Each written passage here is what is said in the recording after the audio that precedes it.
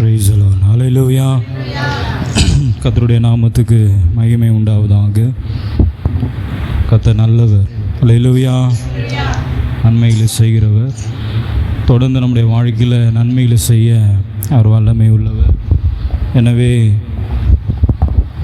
எப்பொழுதும் கர்த்தருக்கு நாம் நன்றி உள்ளவர்களாக காணப்பட வேண்டும். ஹல்லேலூயா, ஹல்லேலூயா, ஸ்தோத்திரம். கர்த்தருடைய வார்த்தைக்கு நேராக நாம் கடந்து செல்லுவோம். சங்கீதங்களின் புஸ்தகம் 37வது அதிகாரம், சங்கீதம் 37வது அதிகாரம் 5வது வசனத்தை நாம் வாசிக்க கேட்போம். சங்கீதம் 37வது சங்கீதம் 5வது வசனம். உன் வழியை கர்த்தருக்கு ஒப்புவித்து அவர் மேல் நம்பிக்கையாயிரு, அவரே காரியத்தை வாய்க்க பண்ணுவார். ஆமென். அல்லேலூயா. கண்களை மூடி நாம் ஜெபிப்போம். மகா இரக்கமுள்ள எங்களுடைய அன்பின் தகப்பனே, கர்த்தர் தாமே நீர் எங்களுக்கு கொடுத்த இந்த வார்த்தைக்காக, இந்த வசனத்திற்காக நாங்கள் உம்மை ஸ்தோத்திரிக்கிறோம். ஆண்டவரே, இந்த வார்த்தைகளை நாங்கள் தியானிக்கும் பொழுது, இந்த வசனங்களை நாங்கள் தியானிக்கும் பொழுது எங்களுடைய ஆவிக்கும் ஆத்துமாவுக்கும் அது பிரயோஜனமாக இருக்க கர்த்தர் எங்களுக்கு கிருபை பாராட்டும்படியாக நாங்கள் ஜெபிக்கிறோம். கேட்கிற ஒவ்வொரு உள்ளத்திற்கும் இந்த வார்த்தைகள் ஆறுதல் தருகிற வார்த்தையாகும். உம்மை ஆண்டவரே பரிபூர்ணமாய் நம்பி விசுவாசிக்கிற ஒரு வார்த்தையாகலாம் காணப்பட கர்த்தர் எங்களுக்கு கிருபை பாராட்டுங்க. வந்த ஒவ்வொரு பிள்ளைகளையும் கர்த்தர் ஆசீர்வதிங்க. உடைய வார்த்தையை கேட்கிறது நிமித்தமாக இந்த வாரத்தினுடைய ஆசீர்வாதத்தை கர்த்தர் அதிகமாய் இந்த பிள்ளைகளுக்கு தந்துள்ள முடியாது நாங்கள் ஜெபிக்கிறோம். அடையினை மறைத்து கர்த்தர் நீங்கள் வெளிப்படுங்க. உடைய வார்த்தையை நாங்கள் கேட்டு அதன்படி நடக்க நீர் உதவி செய்யுங்க. மீட்பர் இயேசுவின் நாமத்தில் ஜெபிக்கிறோம் என் நல்ல பிதாவே, ஆமென். அல்லேலூயா. சங்கீதக்காரனாகிய தாவீது இந்த சங்கீதத்தை அவர் எழுதுகிறார் 5வது வசனத்தில். உன் வழிகளை கர்த்தருக்கு ஒப்புவித்து அவர் மேல் நம்பிக்கையாயிரு, அவரே காரியத்தை வாய்க்க பண்ணுவார். இந்த சங்கீதத்தை தாவீது துவக்குகிற பொழுது அவர் எப்படி துவக்குகிறார் என்று சொன்னால், பொல்லாதவர்களை குறித்து எரிச்சல் அடையாதே. அப்போ ஏதோ ஒரு நெருக்கத்தின் மத்தியில் தாவீது இந்த சங்கீதத்தை தொடங்குறதை நம்ம இந்த சங்கீதத்தினுடைய துவக்கத்தில் நம்மால் வாசிக்க முடியும். ஏதோ ஒரு நெருக்கம், ஏதோ ஒரு தவிப்பு, ஏதோ ஒரு கஷ்டத்தின் மத்தியில் இந்த சங்கீதத்தை தாவீது எழுதுகிறதை நம்ம இங்கே வாசிக்கிறோம். அதே போல் இந்த சங்கீதத்தை அவர் முடிக்கும் பொழுது எப்படி முடிக்கிறார் என்று சொன்னால், கர்த்தர் அவர்களுக்கு உதவி செய்து அவர்களை விடுவிப்பார் என்று சொல்லி தொடங்கும் பொழுது, பொல்லாதவர்களை குறித்து எரிச்சல் அடையாதே, பொல்லாதவர்களை குறித்து பயப்படாதே என்று சொல்லி தொடங்கின தாவீது முடிக்கும் பொழுது கர்த்தர் அவர்களுக்கு உதவி செய்வார் என்று சொல்லி முடிக்கிறதை இந்த 37வது சங்கீதத்தில் நம்ம வாசிக்கிறோம். அல்லேலூயா. தாவீது எல்லா சூழ்நிலைகளிலும் கர்த்தரையே சார்ந்து இருந்தபடினால, கர்த்தரையே நம்பி கொண்டிருந்தபடினால அவருடைய வாழ்க்கையில் வருகிற எல்லா பொல்லாப்பான காரியங்களிலும் அவர் பயப்படாதபடிக்கு கர்த்தரையே நோக்கி கொண்டிருக்கிறவராய் காணப்படுகிறார். அதனால தான் அந்த 5வது வசனத்தில், உன்னுடைய எல்லா வழிகளையும் அவருடைய கரத்தில் நீ ஒப்புவித்து விடு. உன்னுடைய பாதைகள் எப்படி இருந்தாலும் சரி, உன்னுடைய வழிகள் எப்படி இருந்தாலும் சரி, கர்த்தருக்கு அதை ஒப்புவித்து விடு. அவர் மேலே நம்பிக்கையாயிரு. பொல்லாதவர்கள் வருவார்கள், பொல்லாதவர்கள் சீக்கிரமாய் அறுப்புண்டு போவார்கள் என்று சொல்லி 2வது வசனத்தில் வாசிக்கிறோம். அப்படி பொல்லாதவர்கள் நம்முடைய வாழ்க்கையிலிருந்து அறுப்புண்டு போக வேண்டும் என்று சொன்னால் கர்த்தரை நம்புகிறவர்களாய் காணப்பட வேண்டும். கடைசியாக அவர் சொல்லி முடிக்கிறாரு 5வது வசனத்துடைய கடைசி வரியில், அவரே காரியத்தை வாய்க்க பண்ணுவார். அல்லேலூயா. காரியம் என்று சொன்னால் என்ன? காரியம் என்று சொன்னால் இந்த சாவு வீட்டில் பண்ணுற அந்த காரியம் கிடையாது. இது காரியம் என்று சொன்னால் ஏதோ ஒரு நிகழ்வு, ஏதோ ஒரு நிகழ்ச்சி, ஏதோ ஒரு விஷயம், ஏதோ ஒரு செயல், ஏதோ ஒரு வேலை, ஏதோ ஒரு காரியம் அப்படின்னு சொல்லுவோம்ல. இந்த காரியத்தை யார் எனக்காக செஞ்சு முடிப்பா அப்படின்னு சொல்லுவோம்ல. ஏதோ ஒரு வேலை, ஏதோ ஒரு நிகழ்ச்சி. அப்போது தாவீது சொல்லுகிறாரு, இந்த காரியத்தை தேவன் என்னுடைய வாழ்க்கையில் அவர் வாய்க்க பண்ணுவார். அல்லேலூயா. நம்முடைய எல்லாருடைய சூழ்நிலையிலும் வாழ்க்கையிலும் ஏதோ ஒரு காரியம் தடைபட்டு கொண்டிருக்கும். ஏதோ ஒரு நன்மையான ஒரு காரியமாக அது தடைபட்டு கொண்டிருக்கும் பொழுது தாவீது இந்த வசனத்தில் சொல்றாரு, கர்த்தரே அவரோ காரியத்தை வாய்க்க பண்ணுவார். நம்முடைய காரியத்தை யார் வாய்க்க பண்ணுவார் என்று சொன்னால், கர்த்தர் நம்முடைய காரியத்தை வாய்க்க பண்ணுவார். சில நேரத்தில் சத்துரு சில நமக்கு விரோதமான, நமக்கு பிரியமில்லாத காரியத்தை நம்முடைய வாழ்க்கையில் கொண்டு வருவான். பிரியமில்லாத காரியம் அப்படின்னு சொன்னால் சொல்லியிருந்தேன் இல்லையா, ஏதோ ஒரு செயல், ஏதோ ஒரு விஷயம்னு வச்சுக்கோங்களேன். நீங்கள் படிக்கிற காரியம், வேலை செய்கிற காரியம், அல்லது உங்களுடைய வீட்டினுடைய காரியம், உங்களுடைய சரீர பிரகாரமான காரியம், ஏதோ ஒரு சூழ்நிலை சத்துரு நம்முடைய வாழ்க்கையில் நமக்கு விரோதமான சில காரியங்களை நம்முடைய வாழ்க்கையில் கொண்டு வருவான். ஆனால் கர்த்தர் நம்முடைய வாழ்க்கையில் நன்மையான காரியத்தை ஆண்டவர் கொண்டு வருவார். ரெண்டுத்திலையும் வித்தியாசம் உண்டு. சத்துரு கொண்டு வருகிற காரியத்தை குறித்து வேதத்தில் வாசிக்கும் பொழுது, நீங்கள் பிரசங்கி 12வது அதிகாரம் 14வது வசனத்தில் ஒவ்வொரு கிரியையையும், அந்தரங்கமான ஒவ்வொரு காரியத்தையும் நன்மையானாலும் தீமையானாலும் தேவன் நியாயத்திலே கொண்டு வருவார் என்று சொல்லி வாசிக்கிறோம். அது நன்மையான காரியமாக இருந்தாலும் சரி, அது தீமையான காரியமாக இருந்தாலும் சரி, தேவன் அவைகளை நியாயத்திலே கொண்டு வருவார். என்ன தீமையான காரியம் நம்முடைய வாழ்க்கையில் நடக்கிறது? என்ன தீமையான காரியம் நம்முடைய வாழ்க்கையில் நடந்தது அப்படின்னு கேட்டிங்கன்னா, பலவீனம், அல்லது சத்துரு கொண்டு வருகிறதான அந்த மந்திரம், சூனியம், செய்வினை, சண்டை, விரோதம், பகை, கோபம், எரிச்சல், பொறாமை, போட்டி, இப்படிப்பட்டதான எதெல்லாம் நம்முடைய இருதயத்தை கடினப்படுத்துகிறதோ, வியாகுலப்படுத்துகிறதோ, வேதனைப்படுத்துகிறதோ, அந்த காரியமெல்லாம் சத்துரு கொண்டு வருகிறதான காரியம். இவைகள் எல்லா காரியத்திலிருந்தும் நம்முடைய ஆண்டவர் நமக்கு ஜெயத்தை கொடுக்கிற தேவனாய் இருக்கிறார். அல்லேலூயா, அல்லேலூயா. அதனால தான் ஏசாயால ஆண்டவர் சொல்கிறாரு, 54வது அதிகாரம் 17வது வசனத்தில், உனக்கு விரோதமாக உருவாக்கப்படுகிற எந்த ஆயுதமும் வாய்க்காதே போம். நம்முடைய தேவன் காரியத்தை வாய்க்க பண்ணுகிறார். எந்த காரியத்தை வாய்க்க பண்ணுகிறார் என்று சொன்னால், நன்மையான காரியத்தை நம்முடைய வாழ்க்கையில் காரியத்தை வாய்க்க பண்ணுகிறார்.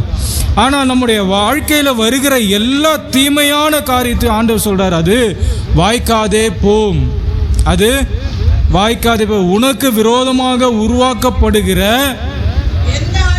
எந்த ஆயுதமும் வாய்க்காதே போகும். என்ன நமக்கு விரோதமாக உருவாக்கப்படுகிற அப்படி என்ன ஆயுதம் கேட்டிங்கன்னா, உனக்கு விரோதமாய் நியாயத்தில் எழும்பும் எந்த நாவையும் குற்றப்படுத்துவாய். நமக்கு விரோதமாக பேசுகிறவர்கள், நமக்கு விரோதமாக கலகம் பண்ணுகிறவர்கள், நமக்கு விரோதமாக நாவினால் பொறாமை திட்டுகிறவர்கள், பரியாசம் பண்ணுகிறவர்கள், கெட்ட வார்த்தையில் பேசுகிறவர்களுக்கு ஆண்டவர் சொல்றார், அவர்கள் சொல்லுகிற வார்த்தை ஒரு வார்த்தைனாகாதான், வாய்க்காத போகும்.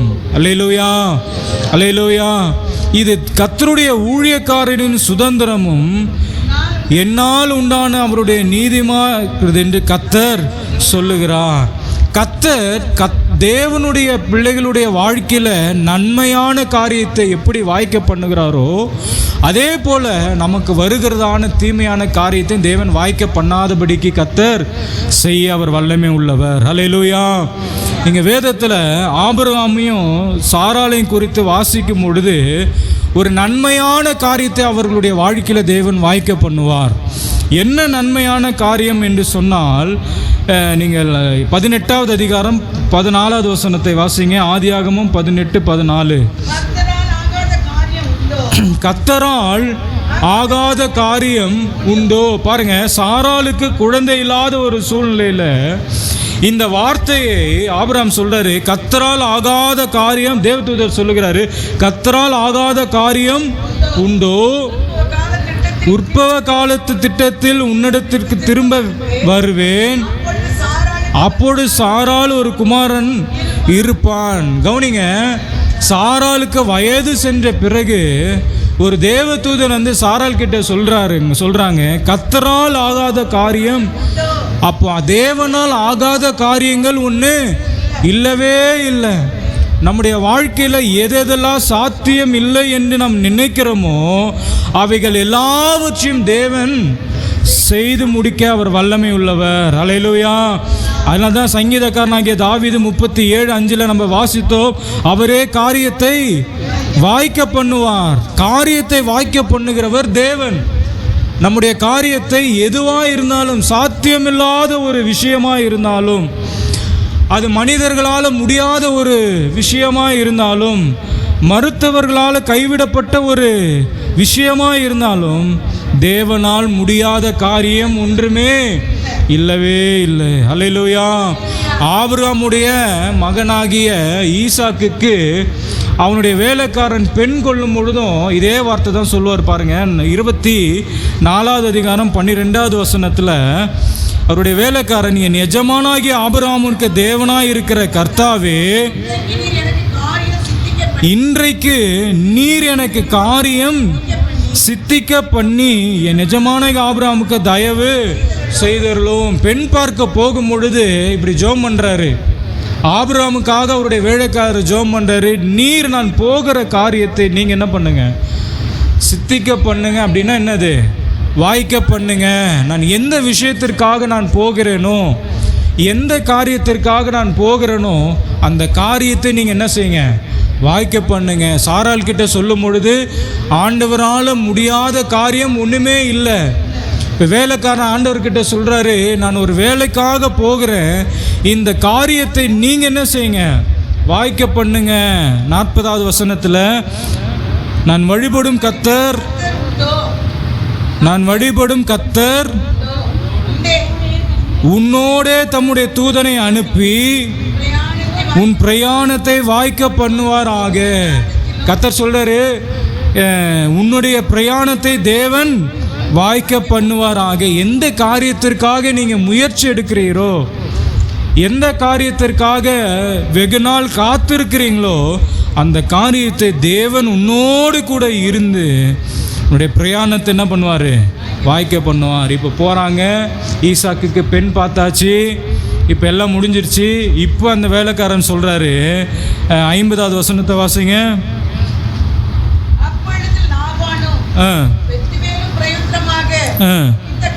இந்த காரியம் கர்த்தரால் வந்தது. அல்லேலூயா. இந்த காரியம் யாரால் வந்தது என்று சொன்னால் கர்த்தரால் வந்தது. எந்த காரியம்? ஆபிரகாமுடைய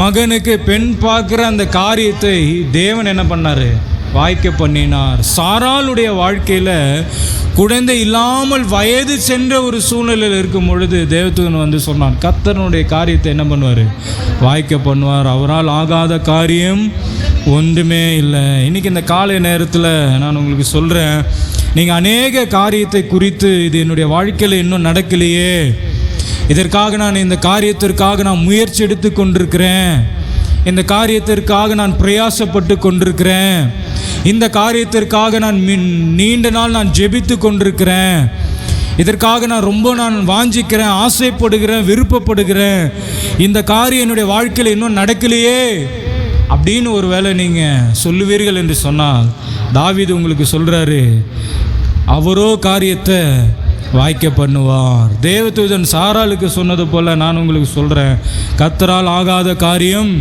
ஒன்றுமே இல்லை. அல்லேலூயா. நீங்கள் கர்த்தரை நம்பி இருக்கணும், நீங்கள் கர்த்தரை சார்ந்து இருக்கணும். அவரால் ஆகாத காரியங்கள் ஒன்றுமே இல்லை. நம்முடைய வாழ்க்கையில் எதெல்லாம் விருப்பப்படுகிறோமோ, ஆண்டவருடைய சித்தத்திற்கு, ஆண்டவருடைய பார்வைக்கு அது நன்மை என்று சொன்னால் நிச்சயமாய் அந்த காரியத்தை தேவன் வாய்க்க பண்ண அவர் வல்லமை உள்ளவராக இருக்கிறார். அல்லேலூயா. யோசேப்பு பார்வோனை குறித்து பார்க்கும் பொழுது, பார்வோனுக்கு தேவன் சொப்பனத்தில் ஒரு தரிசனத்தை கொடுப்பார். 7 வருஷம் செழிப்பாக இருக்கும், அடுத்த 7 வருஷம் பஞ்சமாக இருக்கும். இப்போது இந்த சொப்பனத்தை தேவன் யாருக்கு கொடுக்குறாருன்னா பார்வோனுக்கு கொடுக்கிறாரு. ஆதியாகமம் 41:28 வாசிங்க. ஆதியாகமம் 41வது அதிகாரம் 28வது வசனம். பார்வோனுக்கு நான் சொல்ல வேண்டிய காரியம் இதுவே. என்ன காரியம்? இதுதான். இந்த 7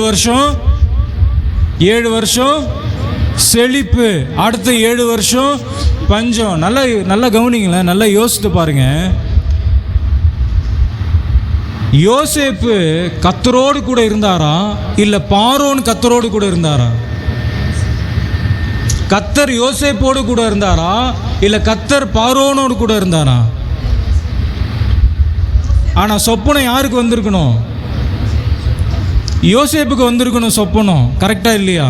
யோசேப்புக்கு சொப்பனம் வந்து பார்வோன் கிட்ட போய் சொல்லியிருக்கணும். பார்வோன் கிட்ட போய் என்ன பண்ணியிருக்கணும்? சொல்லியிருக்கணும்.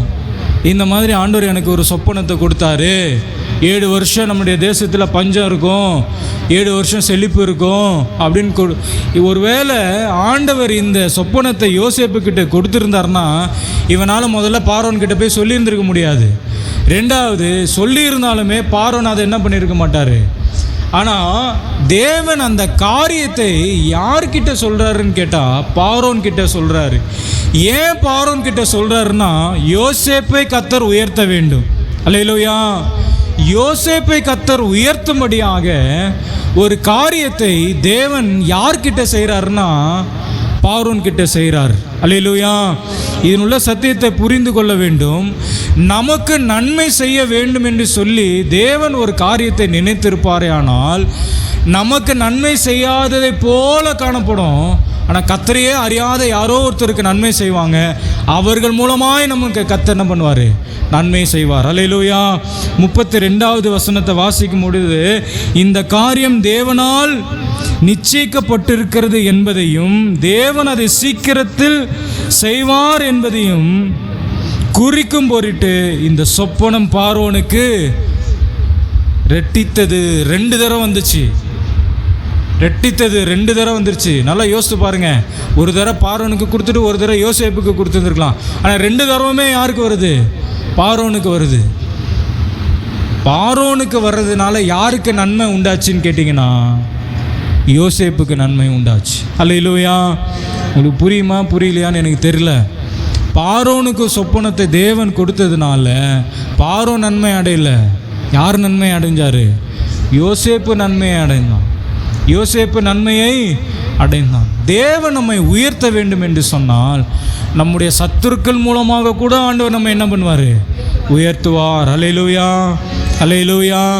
கர்த்தர் நம்முடைய வாழ்க்கையில் ஒரு உயர்வை கட்டளையிட வேண்டும் என்று தீர்மானித்து விட்டால், கர்த்தர் நம்முடைய வாழ்க்கையில் ஒரு நன்மையை செய்ய வேண்டும் என்று கர்த்தர் தீர்மானித்து விட்டால், ஒரு நன்மையான காரியத்தை நம்முடைய வாழ்க்கையில் செய்யணும்னு கர்த்தர் தீர்மானித்தார்னா அது யார் மூலியமாகிலும் கர்த்தர் என்ன பண்ணுவார்? செய்வார். அல்லேலூயா. ஏசாயா 55வது அதிகாரம் 11வது வசனத்தை வாசிங்க. ஏசாயா 55:11.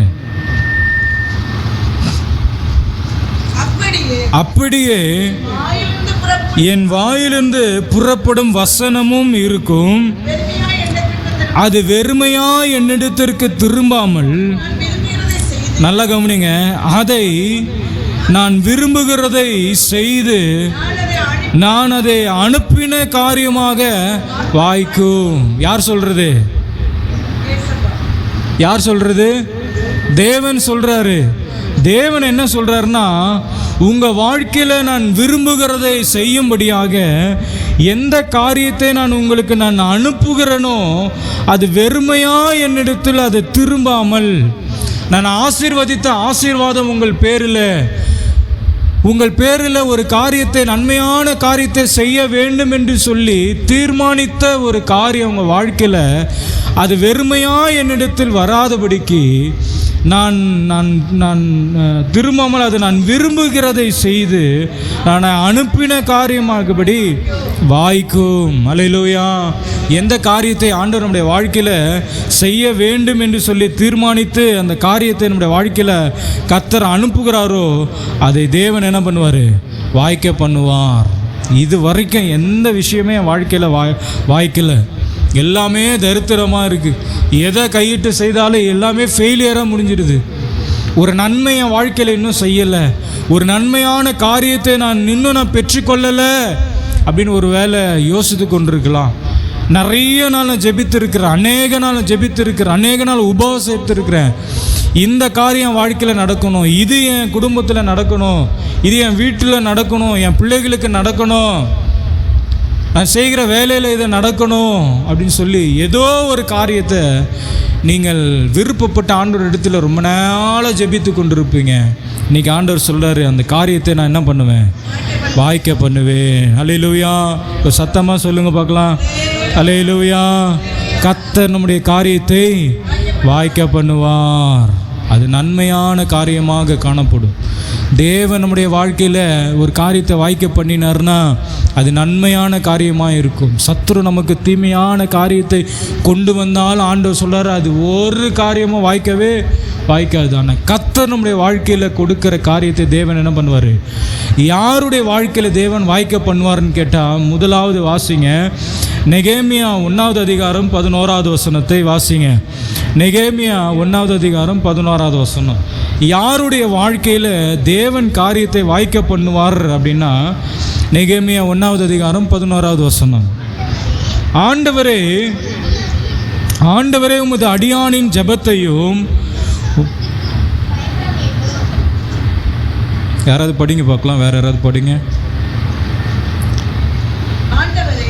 ஆண்டவரே, உமது அடியானின் ஜெபத்தையும், உமது நாமத்துக்கு பயப்பட வேண்டும் என்று விரும்புகிற உமது அடியானின் ஜெபத்தையும் உம்முடைய செவிகள் கவனித்திருப்பதாக. நல்லா கவனிங்க.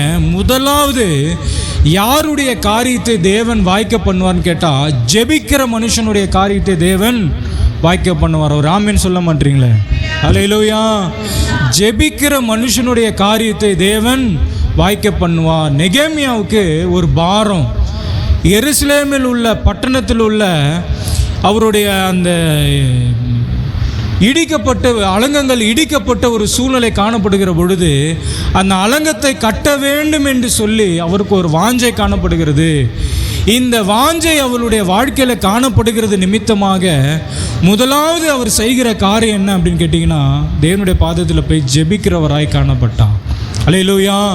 இந்த அலங்கத்தை நான் கட்டணும், இந்த அலங்கத்தை நான் புதுப்பிக்கணும், இது பாழாய் கிடக்கிறதே, இது கர்த்தருடைய நகரமாச்சே, இந்த அலங்கத்தை நான் கட்ட வேண்டும் என்று சொல்லி தீர்மானித்த பிறகு அவர் முதல்ல செய்கிற ஒரு காரியம், ஆண்டவருடைய பாதத்தில் போய் என்ன செய்கிறாரு? ஜெபிக்கிறார். அதான் இந்த வசனத்தில் வாசிக்கிறோம். ஆண்டவரே, உமது அடியானின் ஜெபத்தையும், உமது நாமத்துக்கு பயப்பட வேண்டும் என்று விரும்புகிற உமது அடியானின் ஜெபத்தையும் உம்முடைய செவிகள், அடுத்த வசனத்தை கவனிங்க, அடுத்த வார்த்தையை, இன்றைக்கு உம்முடைய அடியானுக்கு காரியத்தை கை கூட வர பண்ணி. நல்லா கவனிங்க. இன்றைக்கு உமது அடியானுக்கு காரியத்தை நீங்கள் என்ன செய்யணும்? கை கூட வர பண்ணணும். எந்த காரியம்? அலங்கத்தை கட்ட வேண்டும் என்கிற காரியம். இந்த காரியத்தை நீங்கள் தான் எனக்கு என்ன பண்ணணும்? கை கூட பறணும், கை கூட பண்ணி செய்ய வேண்டும் அப்படின்னு சொல்லி ஜெபிக்கிறார். கர்த்தர் இடத்துல ஜெபிக்கிறார். ஏன் அப்படின்னு சொன்னால், ஏன் ஜெபிக்கிறாருன்னு சொன்னால், இந்த அலங்கத்தை கட்ட வேண்டும் என்று சொல்லி அவர் தீர்மானித்த பொழுது அவருக்கு விரோதமாக மனுஷர்கள் எழும்பினார்கள். வாசிங்க. இந்த மனுஷனுக்கு முன்பதாக எனக்கு இரக்கம் கிடைக்க பண்ணினருளும் என்று பிரார்த்தித்தேன். 2வது அதிகாரம் 18வது வசனத்தை வாசிங்க. என் தேவனுடைய கரம் என் மேல் நன்மையாக இருக்கிறதையும் ராஜா என்னோட சொன்ன வார்த்தைகளையும் அவர்களுக்கு அறிவித்தேன். அப்பொழுது அவர்கள் எழுந்து கட்டவும் வாருங்கள் என்று சொல்லி அந்த நல்ல வேலைக்கு தங்கள் கைகளை திடப்படுத்தினார்கள். ஒரு காரியத்தை செய்ய வேண்டும் என்று சொல்லி தீர்மானித்து எழுந்து கட்டுவோம் வாருங்கள் என்று சொல்லி அந்த வேலையை செய்ய வேண்டும் என்று அவர்கள் ஆயத்தமான பிறகு என்ன வந்ததுன்னா, 19வது வசனத்தில், சன்பலாத்தும் தொபியா என்னும் ஊழியக்காரனும் கேட்டபொழுது எங்களுக்கு பரியாசம் பண்ணி எங்களை நிந்தித்து, நீங்கள் செய்கிற இந்த காரியம் என்ன? நீங்கள் ராஜாக்கு விரோதமாய் கலகம் பண்ண போகிறீர்களோ என்றார்கள். நல்ல கவனிங்க.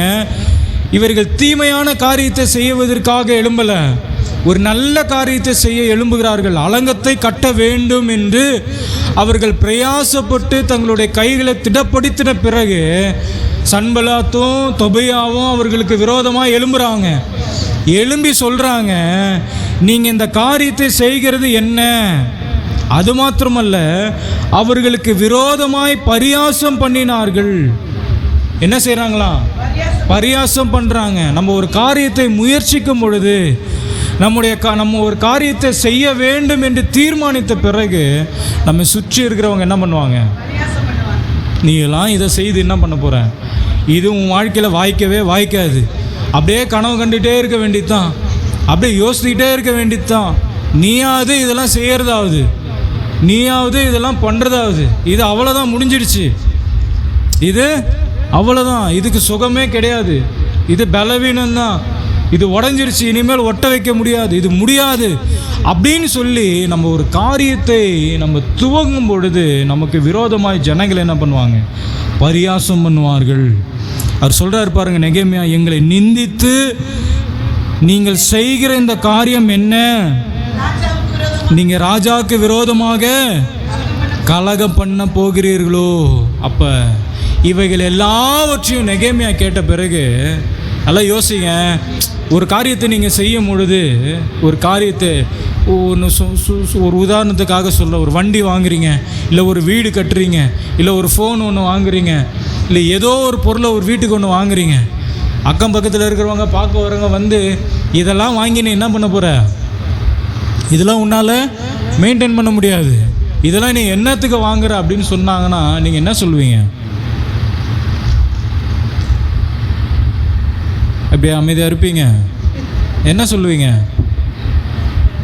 சரி, நீங்கள் ஏதோ ஒன்று படிக்க போகிறீங்க, இதெல்லாம் நீ படித்து என்ன பண்ண போகிற? 12வது வரைக்கும் போதும், போய் ஏதாவது வேலை செய் அப்படின்னு சொல்கிறாங்க. என்ன சொல்லுவீங்க? வீட்டுக்கு ஒரு பொருள் வாங்குறீங்க, இதை இப்போ நீ இதை வாங்கி என்ன பண்ண போகிற? ஒரு வாஷிங் மிஷின் வாங்குறீங்க, இல்லை ஒரு டிவி வாங்குறீங்க. அநேக நாள் ஆசைப்பட்டு வாங்குகிற ஒரு காரியம், பரியாசம் பண்ணுறாங்க, நிந்துறாங்க. இது எதுக்கு வாங்குறேன்னு கேட்குறாங்க. என்ன சொல்லுவீங்க? என்ன சொல்லுவீங்க? சும்மா பேசுங்க. நீங்களாம் எல்லாம் தூங்குற மாதிரி இருக்கு, அதனால தான் உங்களை பேச வைக்கிறேன். எல்லாம் எங்களுக்கு தெரியும். வேலையை பார்த்துட்டு உன்னால் முடிஞ்சா செய்ய, இல்லைன்னா நீயும் செய்யாத, என்னையும் செய்ய விடாத. சொல்லுவோமா சொல்ல மாட்டோமா? இதெல்லாம் சொல்லுவோம் நம்ம. அப்படியே சொல்லலைனாலும் உள்ளார பக்கு பக்கு பக்குன்னு இருக்கு. வாங்கிட்டான்டா, நமக்கு கிடைக்காதது இவனுக்கு கிடைச்சிருச்சு. இவ்வளவு பரியாசம் பண்ணுறாங்க அங்கே ஜனங்க. யார? நெகேமியாவை. நெகேமியா எந்த தீமையான காரியத்திலும் செய்யல, அலங்கத்தை கட்டுறாரு, அவ்வளோதான். அலங்கத்தை கட்டுறாரு, ஜனங்க கிட்டலாம் சொல்கிறாரு, ஜனங்களும் கூட சேர்ந்து ரெடியாகிறான்.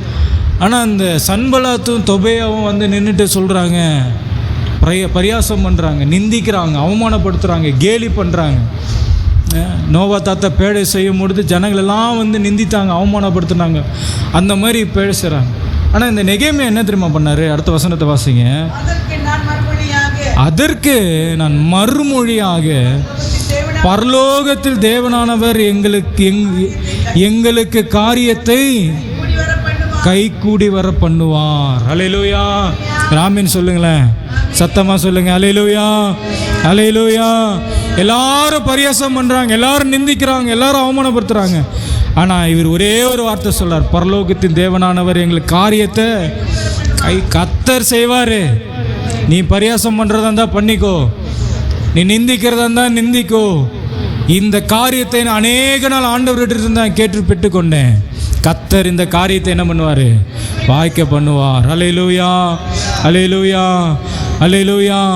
நீங்கள் நெகேமியா 12வது அதிகாரம் 27வது வசனத்தில் வாசிக்கும் பொழுது, யாரெல்லாம் பரியாசம் பண்ணாங்களோ, யாரெல்லாம் நிந்திச்சாங்களோ, அவமானம் பண்ணாங்களோ, இதெல்லாம் முடியவே முடியாது, இவனால் இந்த அலங்கத்தை கட்டவே முடியாதுன்னு நினைச்சாங்களோ, அவர்களுடைய கண்ணெல்லாம் பார்க்கும்படியாக எருசலேமின் அலங்கத்தை பிரதிஷ்டை பண்ணுகையில் துதியினாலும் பாடலினாலும் கைத்தாள தம்புரமும் சுரமண்டலத்தால் முதலான கீத வாத்தியங்களினாலும் பிரதிஷ்டை மகிழ்ச்சியோடு கொண்டாட எல்லா இடங்களிலும் கூடி மறி.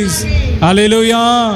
யாரெல்லாம் பரியாசம் பண்ணினார்களோ அவர்களுக்கு முன்பதாக அந்த அலங்கத்தை கட்டி ஆடலும் பாடலும் சுரமண்டலத்தை கீத வாத்தியெல்லாம் செய்து அதெல்லாம் அடித்து என்ன பண்ணுறாங்க? பிரதிஷ்டை பண்ணுறாங்க. அல்லேலூயா. நம்முடைய வாழ்க்கையில் இது முடியவே முடியாது என்று நினைக்கிறவர்களுக்கு முன்பதாக நம்முடைய தேவன் காரியத்தை வாய்க்க பண்ணுவார். ரெண்டாவது, யாருடைய காரியத்தை தேவன் வாய்க்க பண்ணுவார்னு கேட்டிங்கன்னா, ஆதியாகமம் 39வது அதிகாரம் 2வது வசனம்.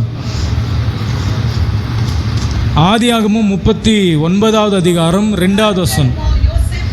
கர்த்தர் யோசேப்போடே இருந்தார், அவன் காரிய சித்தி உள்ளவனானான், அவன் எகிப்தியனாகிய தன் எஜமானுடைய வீட்டிலே இருந்தான். ரெண்டாவது, கர்த்தர் யாரோடு கூட இருக்கிறாரோ அவர்களுடைய காரியத்தை தேவன் வாய்க்க பண்ணுவார். ரெண்டாவது குறிப்பு, கர்த்தர் யாரோடு கூட இருக்கிறாரோ அவர்களுடைய காரியத்தை தேவன் வாய்க்க பண்ணுவார். பாருங்க, இந்த வசனத்தில் கர்த்தர் யோசேப்போடு கூட இருந்தார். கர்த்தர் யோசேப்போடு கூட இருந்தார். கர்த்தர் யோசேப்போடு கூட இருந்தபடியினால அவன் காரிய சித்தி உள்ளவனானான். அப்படின்னா என்ன அர்த்தம்னா, அவன் செய்கிறதை எல்லாவற்றையும் கர்த்தர் வாய்க்க பண்ணினார். அவன் செய்கிற எல்லாவற்றையும் தேவன் என்ன பண்ணார்? வாய்க்க பண்ணார். அடுத்த வசனத்தில் கர்த்தர் அவனோடு கூட இருக்கிறார் என்றும் அவன் செய்கிற யாவையும் கர்த்தர் வாய்க்க பண்ணுகிறார் என்று அவன் எஜமானன் கண்டு. அவன் செய்கிற எல்லாவற்றையும் கர்த்தர் என்ன பண்ணுவார்? வாய்க்க பண்ணார். நம்முடைய வாழ்க்கையில் செய்கிற எல்லாவற்றையும் கர்த்தர் வாய்க்க பண்ண வேண்டும் என்று சொன்னார். கர்த்தர் நம்மோடு கூட இருக்கணும். அல்லேலூயா. சொல்லவே மாட்டீங்களே, சத்தமாக சொல்லுங்க. அல்லேலூயா. கர்த்தர் நம்மோடு கூட இருக்கும் பொழுது நம்ம செய்கிற எல்லா காரியத்தையும் கர்த்தர் என்ன பண்ணுவார்? வாய்க்க பண்ணுவான். கர்த்தர் வாய்க்க பண்ணுவான். கர்த்தர் வாய்க்க பண்ணுவான். முதலாவது, ஜெபிக்கிற மனுஷனுடைய வாழ்க்கையில் தேவன் காரியத்தை வாய்க்க பண்ண. ரெண்டாவது, கர்த்தர் இருக்கிறாரோ அவருடைய காரியத்தை தேவன் தொடர்ந்து வாசிங்க. யோசேப்பினிடத்தில் தயவு வைத்து அவனை தனக்கு ஊழியக்காரனும் தன் வீட்டுக்கு விசாரணைக்காரனுமாக்கி தனக்கு உண்டான யாவற்றையும் அவன் கையில் ஒப்புவித்தான். அவனை தன் வீட்டுக்கு தன் உண்டான எல்லாவற்றையும் விசாரணைக்காரனாக முதற்கொண்டு கர்த்தர் யோசேப்பின் நிமித்தம் அந்த எகிப்தின் வீட்டை ஆசீர்வதித்தார். வீட்டிலும் வெளியிலும் அவனுக்கு உண்டானவைகள் எல்லாவற்றிலும் கர்த்தர் ஆசீர்வாதம் இருந்தது. யார் நிமித்தமாக? யோசேப்பின் நிமித்தமாக. ஏன்னா அவன் செய்வ எல்லாவற்றையும் கர்த்தர் வாய்க்க பண்ணார். செய்கிற எல்லாவற்றையும் யாருடைய வீட்டில்? யாருடைய வீட்டில்? யாருடைய வீட்டில்? பார்வோனுக்கு முன்பதாக போகிறதுக்கு முன்னாடி ஒரு எஜமானுடைய வீட்டில் இருந்தார். அவருடைய வீட்டில் இருக்கும் பொழுது எல்லாவற்றையும் கர்த்தர் என்ன பண்ணார்? வாய்க்க பண்ணினார். நம்ம வீடு இல்லை, எல்லா வீட்டையும் என்ன பண்ணார்? வாய்க்க பண்ணினார். கர்த்தர் நம்மோடு கூட இருக்கும் பொழுது நம்ம எந்த காரியத்தை செய்தாலும் கர்த்தர் வாய்க்க பண்ணுவான். இவன் வீட்டில் மட்டும் இல்லை, இவர் வீட்டில் இருந்து நேரம் எங்கே போகிறாரு? யோசேப்பு போத்திபார் வீட்டிலேருந்து எங்கே போகிறாரு? இன்றைக்கி நான் 11 மணிக்கு தான் முடிப்பேன் சொல்லிட்டேன். யார் வீட்டுக்கு போகிறாரு? எங்கே போகிறாரு? சிறைச்சாலைக்கு போகிறாரு. எங்கே போகிறாரு? ஜெயிலுக்கு போகிறாரு. 39:21 வாசிங்க. 39வது அதிகாரம். எங்கே இருந்து? எங்கே இருந்து? எங்கே இருந்து? சிறைச்சாலையில். போத்திபார் வீட்டுக்கு போனாலும் அங்கே இருக்கிறாரு, குழியில் போட்டாலும் அங்கே இருக்கிறாரு, எங்கே விற்கிறாங்களோ அங்கேயும் இருக்கிறாரு, சிறைச்சாலைக்கு போட்டால் அங்கேயும் கர்த்தர் என்ன பண்ணுறாரு? தொடர்ந்து வாசிங்க. கர்த்தர் யோசேப்போடு இருந்து அவன் மேல் கிருபை வைத்து செய்தார். சிறைச்சாலை தலைவன் சிறைச்சாலையில் வைக்கப்பட்ட யாவரையும் யோசேப்பின் கையிலே ஒப்புவித்தார். அங்கே அவர்கள் செய்வதெல்லாவற்றையும் யோசேப்பு செய்வித்தார். கர்த்தர் அவனோடு இருந்தபடியினால். எங்க இருந்தாரு? சிறைச்சாலையில். கர்த்தர் அவனோட இருந்தபடினால் அவன் எதை செய்தானோ எங்க வாய்க்க பண்ணாரு? எங்க வாய்க்க பண்ணாரு? சிறைச்சாலையில்.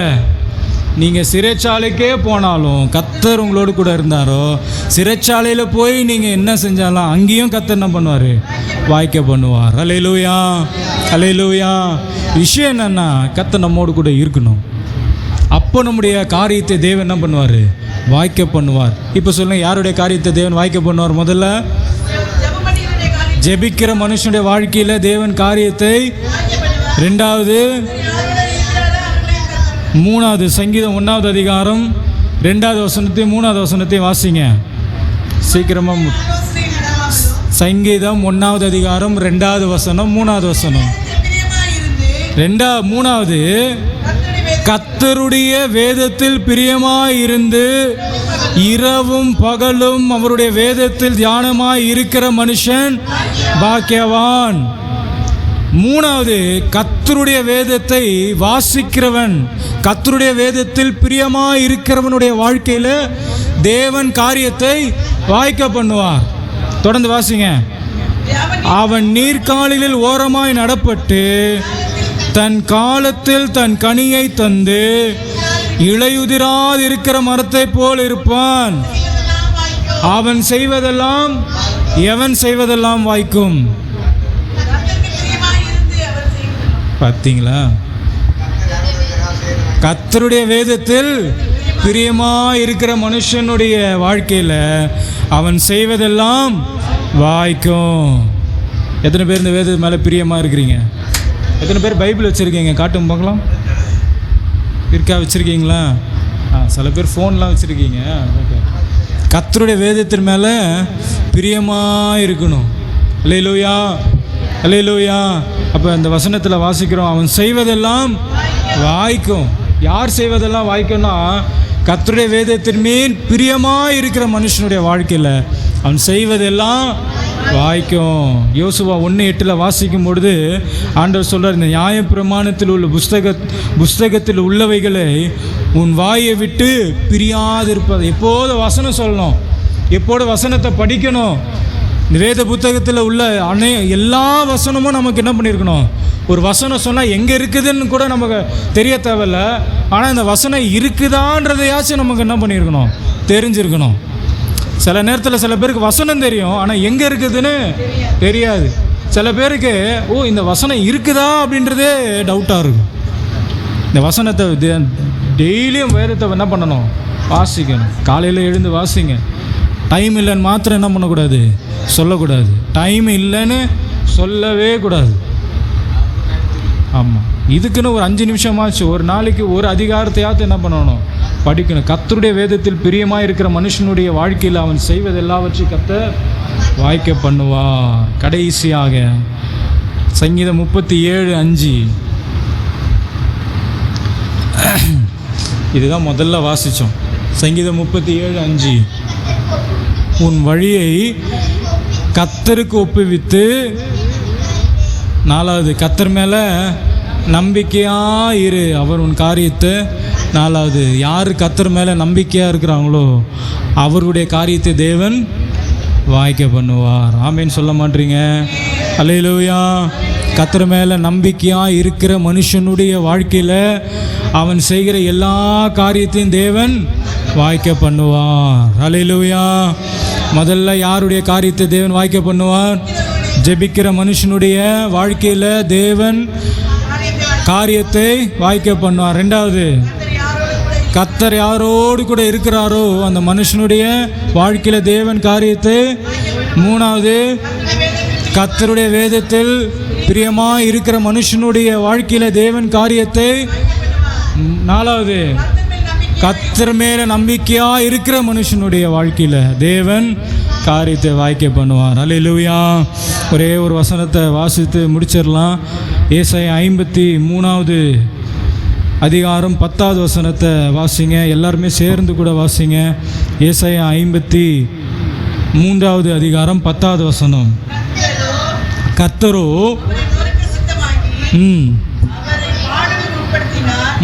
அவருடைய ஆத்துமா தன்னை குற்ற நிவாரண பலியாக ஒப்புக்கொடுக்கும் போது அவர் தமது சந்ததியை கண்டு இடிந்தவராய் இருப்பார். கர்த்தருக்கு சித்தமானது அவர் கையினால். பக்கத்தில் இருக்கிறவங்களை பார்த்து கையை பிடிச்சி சொல்லுங்கள், கர்த்தருக்கு சித்தமானவைகள். சொல்லுங்கள், கர்த்தருக்கு சித்தமானவைகள் அவருடைய கரத்தினால் உங்களுக்கு வாய்க்கும். எல்லா காரியத்தையும் ஆண்டவர் வாய்க்க பண்ண மாட்டார். இது சொல்லாதீங்க, நான் சொல்கிறேன். எல்லா காரியத்தையும் ஆண்டவர் வாய்க்க பண்ணினா, நான் இப்போ சொல்லிட்டு டக்குன்னு எல்லா காரியத்தையும் வாய்க்க பண்ண மாட்டாருன்னு சொல்லி, கர்த்தருக்கு எது சித்தமாக இருக்கிறதோ அதை உங்கள் வாழ்க்கையில் கர்த்தர் என்ன பண்ணுவார்? வாய்க்க பண்ணுவார். அல்லேலூயா. அதான் அந்த வசனத்தில் வாசிக்கிறோம், கர்த்தருக்கு சித்தமானது உங்கள் வாழ்க்கையில் அவருடைய கரத்தினால, அவரே உங்கள் கரத்தினால என்ன பண்ணுவார்? வாய்க்க பண்ணுவார். அப்போ இன்னும் அந்த காரியம் என் வாழ்க்கையில் நடக்கலை, ரொம்ப நாள் ஜெபிக்கிறேன் இன்னும் நடக்கலை அப்படின்னு சொன்னால் கர்த்தருக்கு சித்தமாக இல்லைன்னு அர்த்தம். நீங்கள் ஜெபிக்கும் பொழுது, ஒரு காரியத்தை கர்த்தரிடத்தில் கேட்கும் பொழுது நீங்கள் எப்படி கேட்கணும் அப்படின்னு சொன்னால், ஆண்டவரே உமக்கு சித்தமானால் இது என்னுடைய வாழ்க்கையில் வாய்க்கட்டும் அப்படின்னு சொல்லி நீங்கள் ஜெபம் பண்ணுங்க. கர்த்தருக்கு அந்த காரியம் சித்தமானால் நிச்சயமாய் அவைகளை தேவன் வாய்க்க பண்ணுவார். நம்ம எழுந்து நாம் ஜெபிக்கலாம். துதிக்கிறோம் ஆண்டவரே, உம்மை நாங்கள் ஸ்தோத்திரிக்கிறோம், உம்மை மகிமைப்படுத்துகிறோம். ஆண்டவரே உமக்கு ஸ்தோத்திரம். உமக்கு சித்தமானவைகள் எங்களுடைய வாழ்க்கையில் அது வாய்க்கும்படியாய் நாங்கள் ஜெபிக்கிறோம். ஆண்டவரே, அநேக நாள் தகப்பனே, அநேக காரியங்களுக்காக நாங்கள் ஜெபித்து இருக்கிறதை கர்த்தர் நீர் அறிந்திருக்கிறீர். அந்த காரியங்கள் எல்லாவற்றையும் ஆண்டவரே கர்த்தர் நீர் எங்களுடைய வாழ்க்கையில் செய்துள்ளபடியாய் நாங்கள் ஜெபிக்கிறோம். உம்முடைய கரத்தில் எங்களை தாழ்த்தி ஒப்பு கொடுக்கிறோம். ஆசீர்வதியும். இப்போ இயேசுவின் நாமத்தில் ஜெபிக்கிறோம் நல்ல பிதாவே. ஆமென். ஆமென்.